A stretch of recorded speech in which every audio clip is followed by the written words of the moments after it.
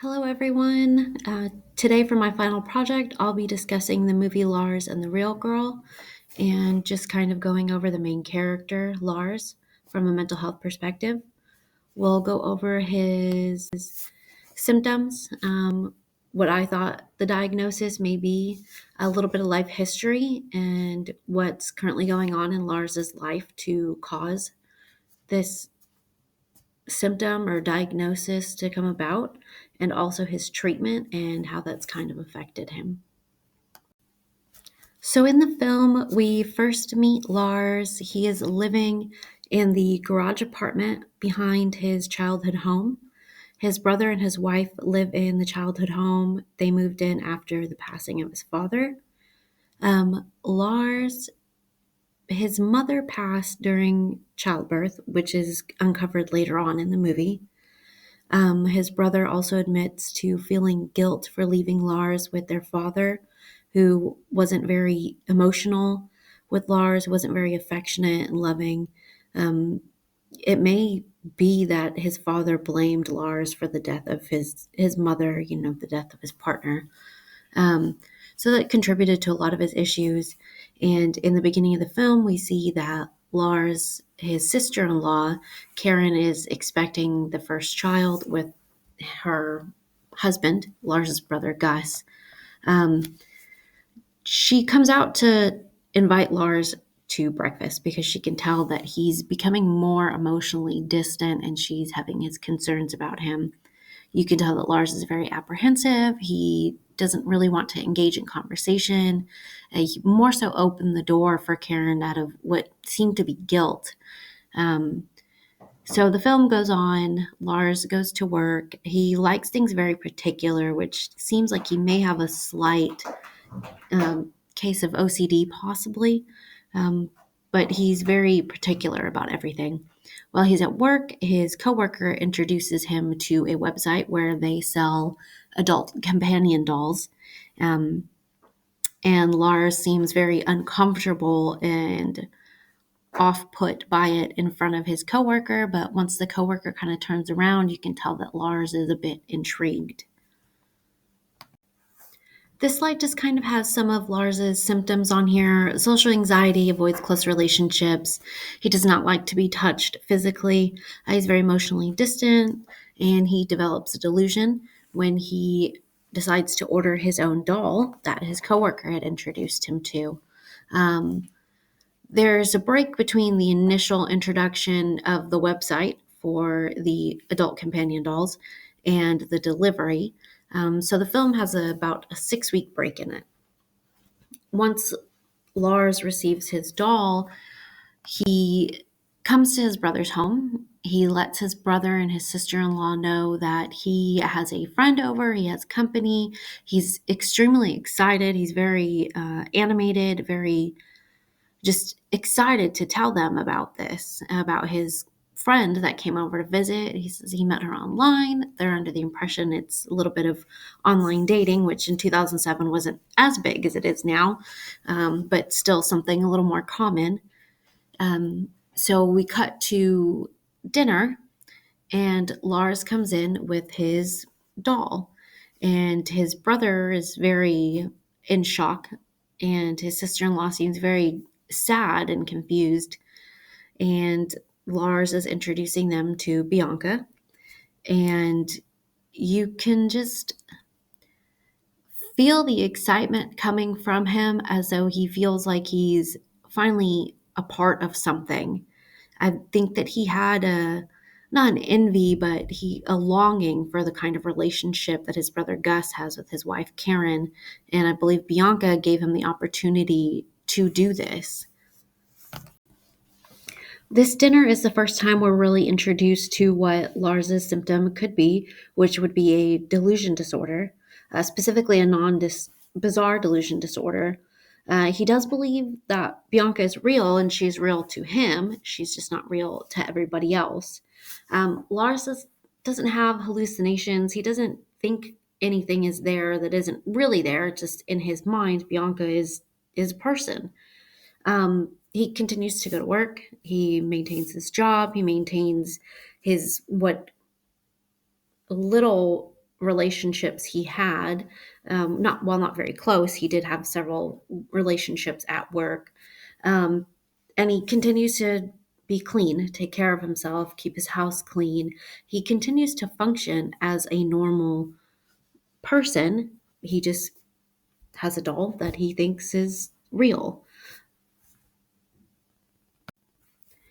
This portion of the film that we're going to cover is going to go over treatment. Um, So Lars's sister-in-law Karen is able to convince Lars that Bianca is maybe feeling unwell from her long trip and that it would be best to take her in to see their doctor, who is also a family care practitioner but also a licensed psychologist. And so they bring him in. His doctor examines Bianca, takes her blood pressure, treats her as if she's an actual patient, while simultaneously asking Lars questions of how they met and just small things, I guess, to build that relationship between the two of them. Now she tells Lars that Bianca is having a blood pressure issue and she's going to need to come in every week for these treatments. So Lars, while reluctant in the beginning, agrees to bring Bianca in weekly for these treatments. And while Bianca is in having her treatment, they leave her to rest, and Lars and the doctor will go into her office, and basically they have talk therapy. And Lars starts to kind of open up about how he feels and how he doesn't really like being close to people and that he's scared. He's scared for his sister in law being pregnant. He's afraid that she is going to die because that's what he knows. He's afraid of being intimate, and he speaks about this with his doctor. He tells her how he doesn't like to be touched and that for him it's physically painful. Um, so the doctor, asks him, like, well, is this something that I can help you with?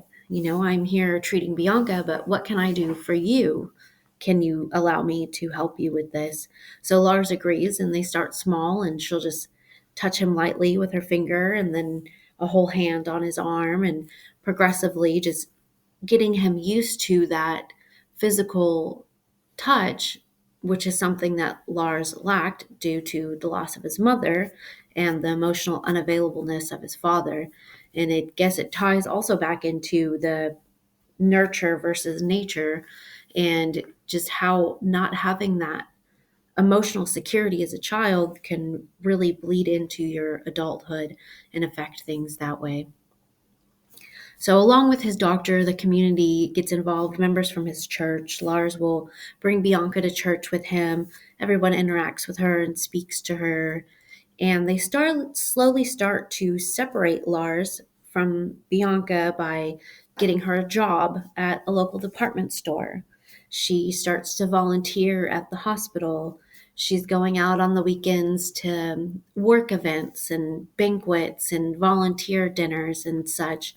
And while he's doing that, Lars has slowly started to develop a relationship with his female coworker, Margot, and she helps him to have that real emotional connection, that back and forth dialogue of getting to know another person and really understanding and helping him see the difference in his relationship with Bianca, the doll, versus Margot, an actual person.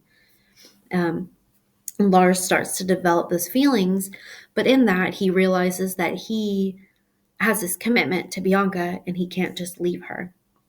So, in Lars's delusion, in his mind, he starts to make Bianca's illness even worse. So she's not getting better. She goes to the hospital. They have her there. They're trying to keep her stable, and they decide that it's best for Bianca just to go home and be with Lars in her final days. So that's what he does. Lars spends his time with her. The community comes together. Everyone that helped, they come to comfort Lars. They come and just sit with him, provide him companionship. They don't really speak of Bianca and what's going on. They're just there for Lars to support Lars. And it makes him realize that he has this whole community of people that love him and care about him. And he didn't need to be isolated and he didn't need to be alone, that he deserves to be part of a community and he deserves to be loved and he deserves to have a real relationship. So ultimately, he does have Bianca pass and they have a service for Bianca just to help, I guess, finalize things. And at the end of the film, you see Lars invite Margot to go for a walk with him, which signifies that he's let Bianca go. He is this delusion that he had has helped him, has helped his brain cope and recover from this trauma that he feared, which I believe was he feared the loss of his sister-in-law, who was a very important person in his life. Um, Through this, also, he does develop more of a relationship within his community. He has more of a support system, and that helps. So, yes, this has been my presentation. I hope you all enjoyed it. It's a really great film. I hope you all watch it and see the same things that I saw as far as his delusion goes. And let me know what you think and what your diagnosis would have been if it would have been different, maybe something that I'm not seeing that you guys are seeing. Thank you for listening and thank you for your time.